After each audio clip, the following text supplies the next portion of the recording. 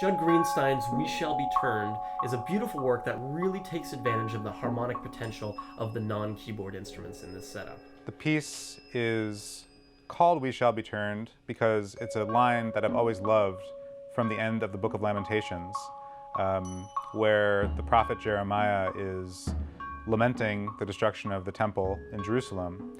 And he ends by introducing this idea of return, which in Hebrew is called teshuvah. This idea that we have the capacity to bring ourselves to a higher spiritual space. And there's a sort of constant sense of returning, a constant sense of moving ourselves through places that we've already been, but towards something that we can't totally define, but we know is better than the space that we're in right now.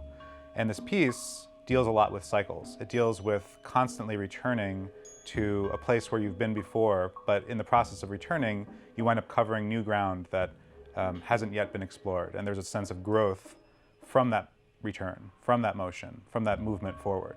Because the instrument in this case is so choreographically engaging, it was Judd's intention that these cycles be clarified visually as well by the way I must move around the setup to perform the music. And he discovered this firsthand because our initial collaboration was Judd actually staying with me for a weekend to work with the setup.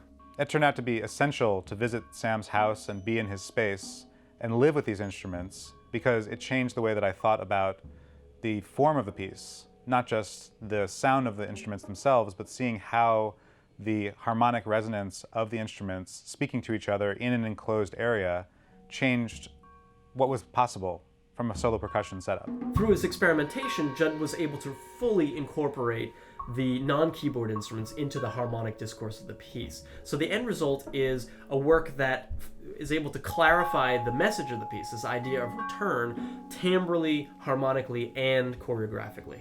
So I think the fact that it's a combination of timbre and also harmony makes it a palpable sense of return, a palpable sense of we have been to this place before, and that carries through the entire piece so that the listener is actually carried on a journey that's very similar to the trip through the geography of the instrument that Sam has to undertake as a performer. I think this piece is really amazing, but one element that's slightly less successful is the fact that it is horribly difficult. In fact, this is probably by far the most difficult thing I've ever had to play. The reason it's difficult is because he uses a lot of the different instruments, and each of these different instruments requires, because of the different sounds, the different timbres, requires its own line. So it ends up being a lot more like an ensemble piece, with each voice requiring its own attention, its own balance, its own phrasing, in some cases its own mallet. So getting my two hands to all the places they need to be accurately and quickly enough while maintaining balances, getting the right colors, and also communicating this sort of calm, serene tone and character of the piece is very, very difficult. And so as an experiment, I divided up this piece to become an actual ensemble piece. I took the solo work, divided it into 4 parts, and made it a percussion quartet. And I performed that with some of my students over the summer at Tanglewood.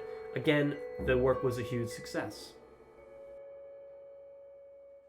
This version is different. It doesn't have the same choreography as the solo piece, but everything else about the work is there.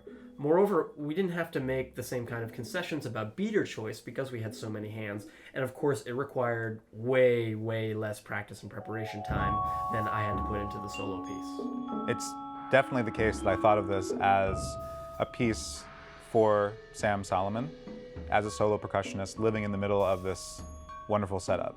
And I have a hard time dissociating the sounds of the piece from the ballet that Sam has to undergo every time he wants to play it. I mean, I picture all the different little maneuvers and not just Sam doing them, but actually remembering myself doing them in the setup when I was writing the piece or writing the initial sketches. That said, I think it's wonderful to try new forms and to see what happens when you actually put a piece into a different context. You, as a composer, even find new things from there, from that experience.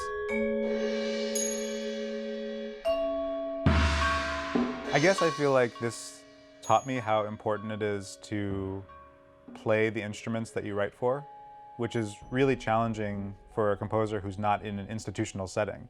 And if I'm thinking about what percussionists could do to get better pieces written for them, a lot of it would involve mirroring this process and just, kidnapping composers and bringing them to a percussion room, locking the door from the outside and forcing them to just make some sounds. Because I think that's not only a useful tool for understanding how the instruments work and, a wonderful thing for a composer to do independent of a specific composition, but it's also generative in terms of creating ideas that come specifically from the instruments at hand that wouldn't work otherwise. They wouldn't work on the page until you've actually engaged with the specific instruments that you're going to be asking somebody to play.